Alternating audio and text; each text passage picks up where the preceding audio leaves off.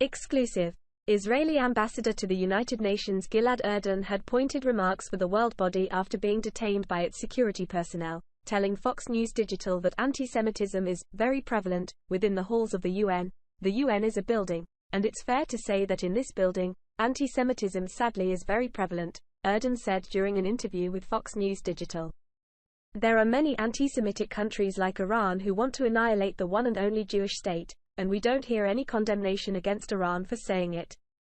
Erdan's comments come after UN security personnel detained the Israeli ambassador after he left the General Assembly Hall to protest a speech by Iranian President Ebrahim Raisi. Israel's ambassador to UN detained after leaving General Assembly to protest Iranian president's speech. During his protest of the speech, Erdan held up a picture of Mahsa Amini, the Iranian woman who sparked protests across the country last year after she was killed while in the custody of police for not wearing the proper head covering in public, with a caption of Erdan's photo reading, "Iranian women deserve freedom now." Erdan expressed disgust with the UN's red carpet treatment of the Iranian president to Fox News Digital, noting that Raisi is responsible for the murder of thousands of his own people. "I felt that I had to do something," Erdan said. "So I protested peacefully, and I held up the picture of Mahsa Amini and suddenly I was roughly manhandled by the UN security." Erdan said that his detention was a small price to pay for the protest, arguing that he wanted to convey an important message that the people of Israel stand in solidarity with the people of Iran against this ruthless regime. Outrage as Iran president prepares to address UN wants to kill American citizens. The Israeli diplomat's treatment at the global body may not have come as a surprise, with Erdan pointing out that there are numerous examples of anti-Semitism within the halls of the UN. "We just heard the Palestinian president, President Abbas, distorting, denying the Holocaust, almost justifying what Hitler did," Erdan told Fox News Digital. Nobody said a word. Abbas, the 87-year-old president of Palestinian Authority, said in August that Jews were targeted by Nazi Germany because of the social role in Europe and not their religion, according to a report by Reuters. The remarks were condemned by both the US and the European Union, but not until 2 weeks later, while a spokesperson for Abbas claimed to Reuters that the remarks were not a denial of the Holocaust.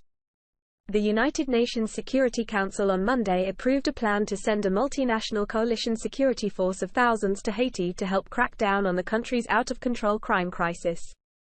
More than just a simple vote, this is in fact an expression of solidarity with a population in distress, Jean-Victor Jeunesse, Haiti's foreign affairs minister, said after the vote.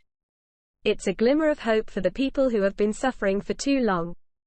Kenya volunteered to lead the charge on assembling the security force, pledging 1,000 police officers, with the Bahamas, Jamaica and Antigua and Barbuda also pledging personnel to join the cause. Only Russia and China abstained from voting in favor of the Multinational Security Support (MSS) mission.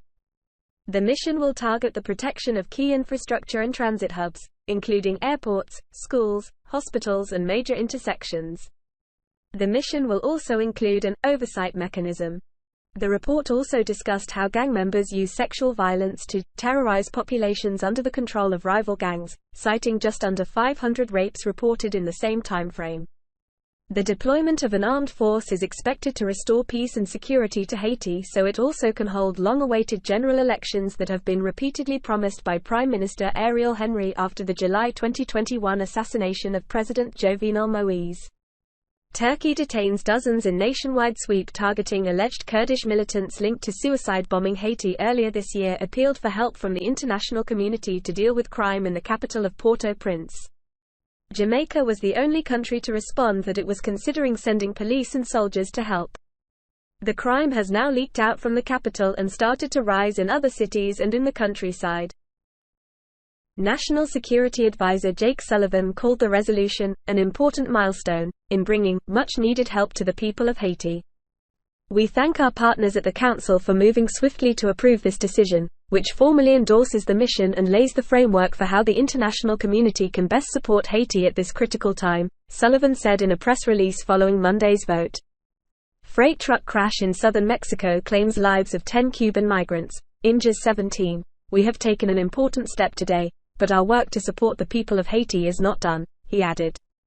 "It is now crucial that we focus on making progress in mobilizing the international support necessary to deploy this mission swiftly, effectively and safely."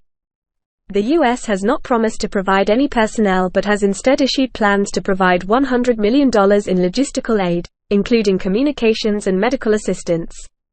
The UN has asked for any contributions to support the security mission. Haiti's foreign minister stressed that immediate assistance is welcome but is not enough to handle the immense issues facing Haiti. He insisted that the country needs legitimate, effective and responsible government, and that any external support can hardly have any lasting effects.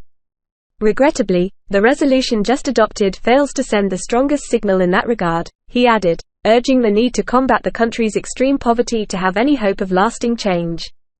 Click here to get the Fox News app. About 60% of Haiti's more than 11 million people earn less than $2 a day, with poverty deepening further in recent years as inflation spikes. The U.S. currently has Haiti on its highest travel advisory level of do not travel, citing widespread kidnapping, with victims regularly, including U.S. citizens and ransom negotiations. The Associated Press contributed to this report,